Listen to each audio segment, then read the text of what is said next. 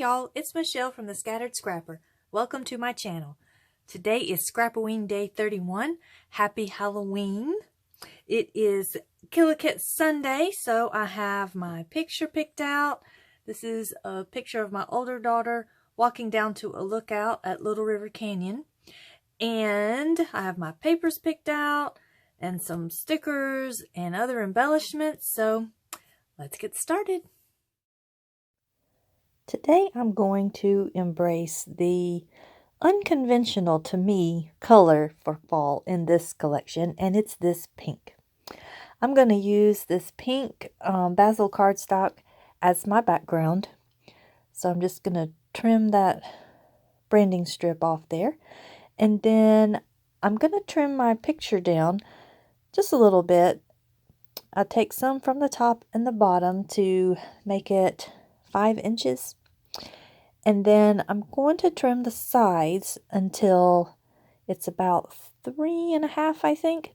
And at first I was going to take that full quarter off that one side, but if I did that, it would take off most of the little lookout that my daughter's walking to. And I didn't want to get rid of all that. I wanted you to see in the picture where she was headed. And I love this wood grain. This is so pretty. And I was about to make a huge mistake. I was about to mat my picture with that paper, and that is not the paper I wanted to mat my picture with. This really beautiful plaid is what I want to mat my picture with. So I'm using my picture as a guide because, you know, I can't measure for anything. So I'm putting my picture on here to kind of get a feel for how big I need my paper to make my mat. And I need about 50 sheets of that plaid paper. And of course my ATG gun ran out, so I needed to put in a new roll.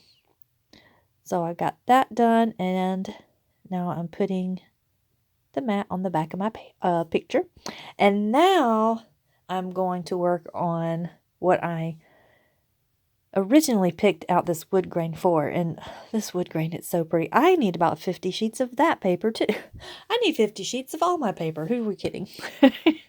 So I'm going to be using it, not really, well, kind of a mat, but a very oversized one.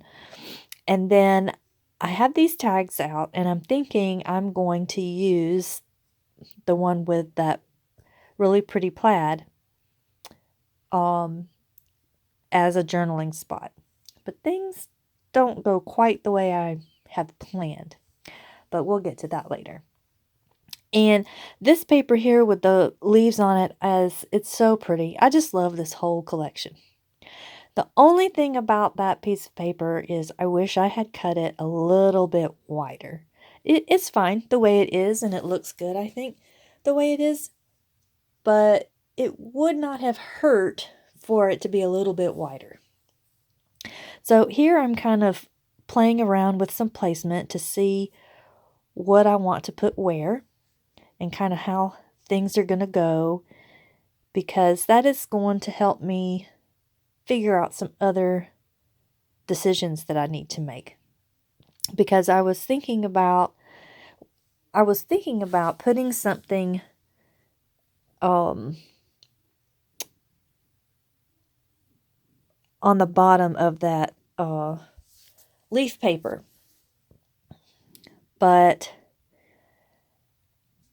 I do put something there, but it's it's something I didn't mean to. I actually do make a boo-boo there and just have to roll with it. But that's okay. It turns out in the end. So here I'm just cutting off a little piece because I want to put something above the wood grain. There's going to be a little bit of a gap, or not a gap, but a seam in that brown paper with the pink dashes. And I was thinking about using this to kind of cover that up a little bit. It doesn't because of how I put my things down, but that's okay. Because something eventually does cover up the little bit of a seam. And we'll see that later too. And So here I was thinking, oh, I'm going to use this notebook punch on all my layers, but my layer was not quite tall enough with the wood grain, so I decided I'm not going to do it there because it would go into my picture. But I can do it on the piece of paper that I'm putting above my picture. So I'm going to go ahead and commit to where I want everything. And I just love this leaf paper. It is so pretty. And for me, that pink is just, it's unusual. I don't think of pink when I think of fall. So I really enjoyed kind of embracing this color in this layout. And because of the tone that my picture printed out as, I think that the pink really looks pretty with it. So there you can see where I butted up the paper strip, and it has that little seam, and really it's not really that noticeable. If I didn't even cover it up, nobody would pay it any attention. And here's where I make the boo-boo that has to stay. I was thinking about using this strip of sticker border, this border sticker in a different way in a different part of my layout. But I kind of got ahead of myself and got carried away and put it down here. I was going to look for another piece of paper to put down here, but oh well, it's fine. And of course, it's not long enough to go all the way across, so we have to do some strategic cutting and spacing. So nobody will know that that's under there, except for us. But we won't tell, will we? So here I'm kind of figuring out where I want to place things, and then I'm going to pull out these die cuts, and I go through every single one of these die cuts. You would think I would already know what was in there, but no, I have to touch every single one. I have to look at every single one. And when I opened the box and saw the round die cut, I knew right away I was going to use that as my title base.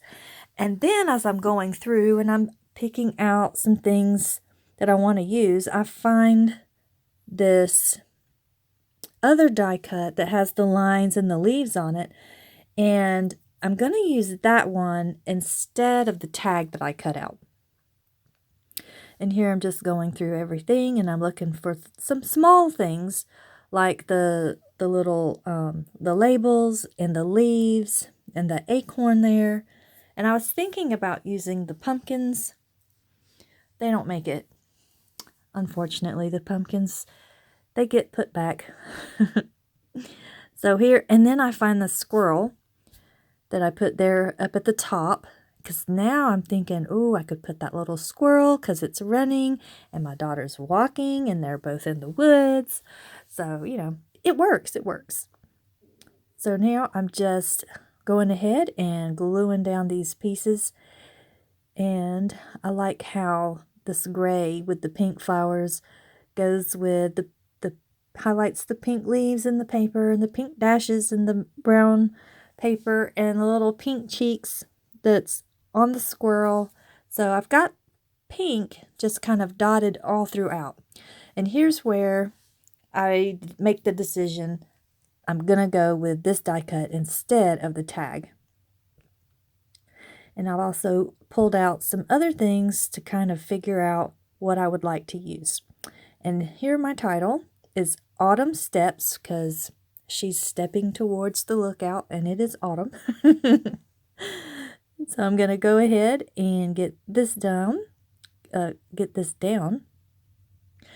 and place my title. And I want to get all of my letters in the middle, and then I can see it's kind of off to the side a little bit. So I'll go ahead and make those adjustments, and I end up bringing it down just a little bit more, so I need to bring autumn down just a touch, and it's perfect. I love it.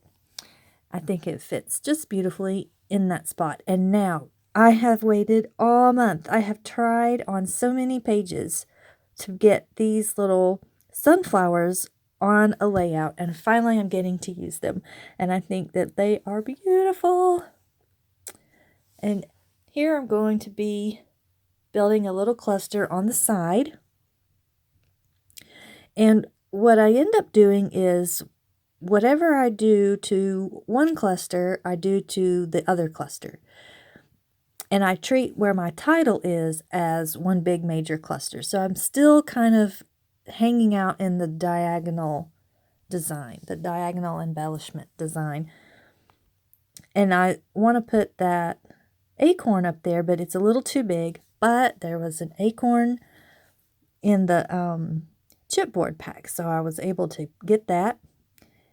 And there was another acorn in the chipboard, so I put that one, just kind of nestle it up under the autumn and above the sunflower rhinestone sticker. And I'm going to put one there in my small cluster. And now I'm thinking I'm going to put these little leaves and little flowers, but it was too much, too busy. But I found this little word die cut. It says love with a pink heart.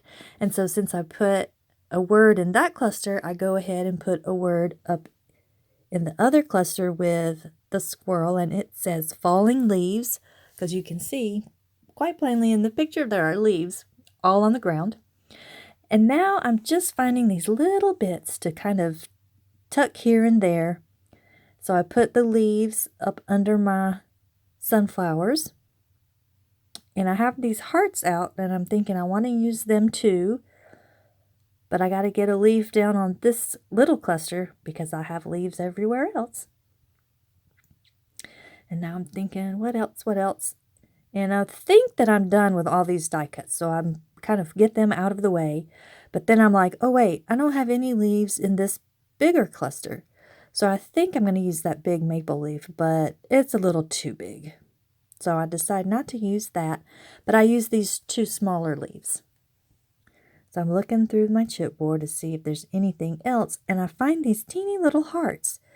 So I decide I'm going to tuck these into little places. And I don't know about y'all, but do you have a hard time with your chipboard staying in the board that it comes in the packaging? They all want to fall out.